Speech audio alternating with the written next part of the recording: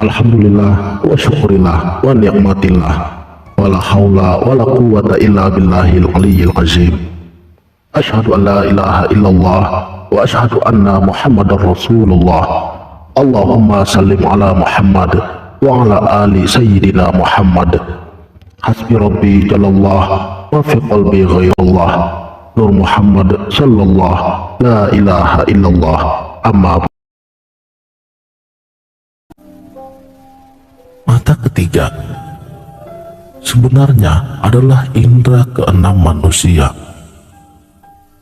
Mata ketiga ini adalah mata ruhani. Siapapun yang mampu memfungsikan mata ketiganya dengan baik, maka dia akan memiliki kecerdasan spiritual yang akan melahirkan kepekaan yang sangat tinggi untuk dapat merasakan setiap getaran atau vibrasi kegaiban. Itu sebabnya kita diminta untuk sujud secara khusyuk, sebab sujud adalah cara yang paling hebat untuk menghidupkan mata ketiga kita, yaitu menghilangkan diri yang tidak sejati di hadapan diri yang maha sejati.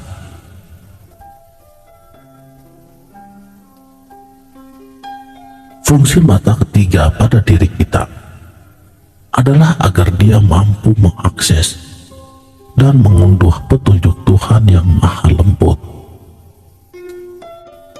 Mata ketiga akan mengantarkan kita percaya kepada hal-hal yang gaib. Mata ketiga adalah khas milik kita, karena di mata ketiga inilah tersimpan kebijaksanaan untuk memilih dimensi mana yang bisa dilihat dan mana yang tidak perlu untuk dilihat.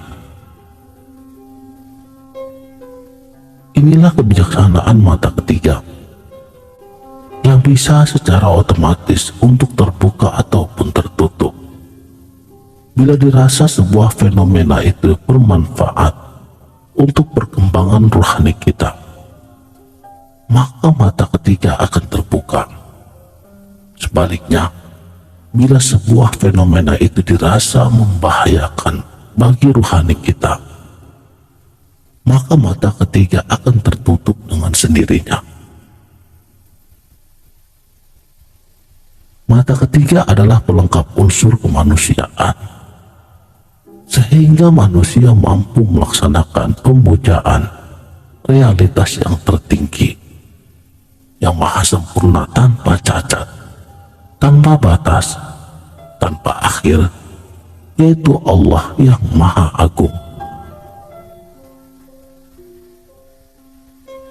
Mata ketiga adalah batin atau rasa sejati kita, yang mampu mengantarkan kita kepada keyakinan yang kokoh dan tangguh, hakul yakin, karena ia benar-benar mampu, tidak hanya yakin tanpa dasar lagi, tapi bisa menyaksikan Tuhan dan mengalami kemahadekatannya.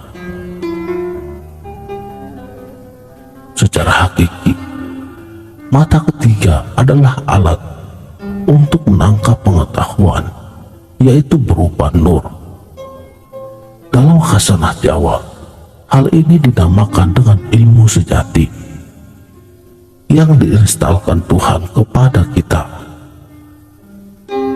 yang bersedia untuk mendaya gunakan dan mempersiapkan mata ketiganya. Kehebatan manusia tidak diukur dari seberapa baik dia mendaya gunakan emosi dan juga akalnya, melainkan bagaimana cara dia mengolah mata ketiganya untuk mendapatkan ilmu hakikat segala yang ada ini. Kemajuan dari pengembangan mata ketiganya akan mendorong terciptanya keinginan pada diri kita untuk melakukan hidup berdasarkan atas kehendak Tuhan dan mampu menekan ego dirinya sendiri. Cara bekerjanya dari mata ketiga ini tentu saja tidak seperti cara bekerjanya akal. Akal itu cenderung aktif mengakses informasi, padahal tidak selamanya informasi itu diperlukan. Bahkan tidak jarang justru malah membuat membingungkan dan menyesatkan. Saudaraku, sang sejati, cara bekerjanya mata ketiga ini hanyalah pasif. Ia hanya menunggu hidayah, petunjuk atau nur ilahi. Dia hanya pasrah, ikhlas, serta bersikap diam. Hasil penyerapan mata ketiga itu pun tidak disimpan di dalam otak, tetapi di kolbu atau hati nurani kita, sehingga sangat tidak mungkin direkayasa oleh akal. Itulah sebabnya, karena hasil penyerapan mata ketiga itu berada di hati nurani,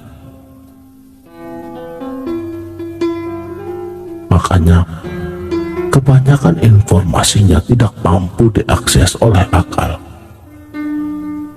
Saat akal bertanya, apa hasil penyerapan dari mata ketiga itu?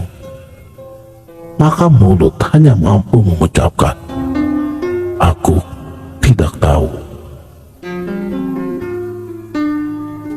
Untuk sampai pada tahapan seperti ini, kita perlu membuang selubung demi selubung, yang pada dasarnya kegoiban itu sebenarnya adalah sifat-sifat kemanusiaan kita sendiri. Iri, dengki, sombong, takabur, sok tahu, dan diganti dengan sifat sabar, ikhlas, pasrah, dan seterusnya.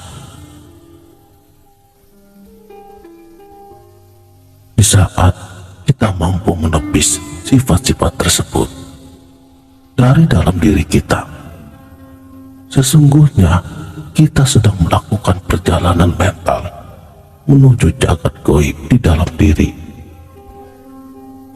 dan pada akhirnya tampak sinar beraneka warna, bercahaya dari berbagai sudut arah, kemudian menyatu dalam sinar putih yang akan memancar keluar dari diri kita dalam bentuk sinar kebijaksanaan. Yang seperti inilah termasuk hanya segelintir dari para kekasih Allah yang sampai ke tingkatan tertinggi pencapaian spiritual.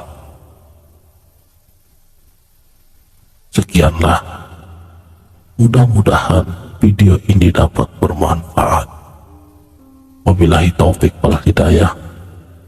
Wassalamualaikum warahmatullahi wabarakatuh.